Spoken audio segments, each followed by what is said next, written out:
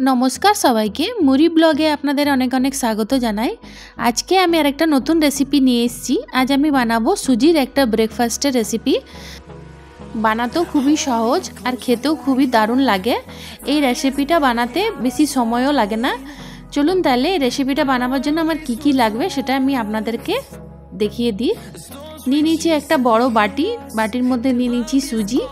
1 cup সুজির মধ্যে দিয়ে দেব আমি অর্ধেক কাপ দই।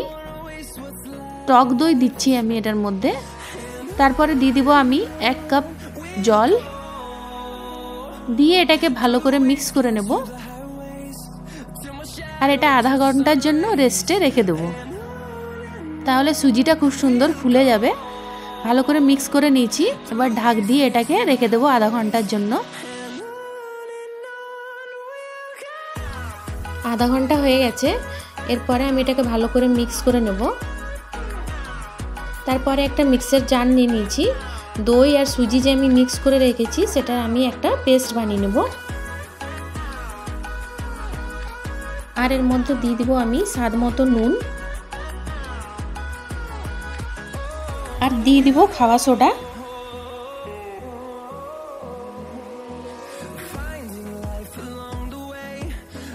আর দিয়ে দিব এর মধ্যে 2 চামচ সাদা তেল।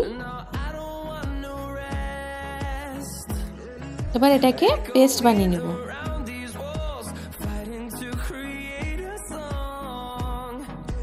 দেখুন পেস্ট বানানো হয়ে গেছে। একটা বাটির মধ্যে ঢেলে নেব।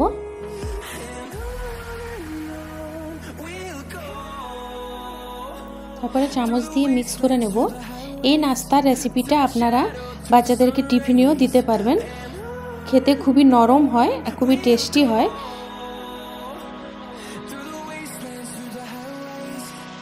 এবার বসিয়ে নিয়েছি একটা তাওয়া।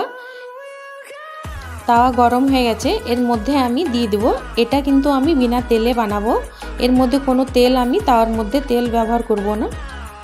এরপরে ঢাক দিয়ে দেব। 5 মিনিট রেখে লো আঁচে আমি ভেজে নেব। দেখুন 5 মিনিট হয়ে গেছে। এরপরে আমি এটাকে পাল্টে নেব। এক সাইডটা হয়ে গেছে, আরেক সাইডটাও ভেজে নেব। আবার ঢাক দিয়ে দেব। এরপরে তুলে নেব। একটা আমার বানানো হয়ে গেছে। দেখুন বিনা তেলেই কত সুন্দর বানানো হয়ে গেল। এটা খেতেও খুব হেলদি আর খেতেও খুব নরম। একবার এমনি করে বানিয়ে দেখবেন। আমার ভিডিও যদি আপনাদেরকে দেখতে ভালো লাগে তাহলে সাবস্ক্রাইব করবেন, লাইক করবেন, কমেন্ট করবেন, শেয়ার করবেন।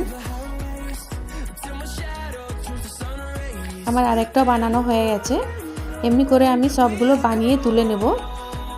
কম সময়ের মধ্যে খুব সুন্দর ব্রেকফাস্ট বানানো হয়ে গেল। আপনারাও ঘরে ট্রাই করবেন। ভিডিওটা ভালো লাগলে একটা লাইক করে দেবেন। আমার ভিডিও দেখার জন্য আপনাদেরকে অনেক অনেক ধন্যবাদ। দেখা হবে নেক্সট ভিডিওতে। সবাই ভালো থাকবেন।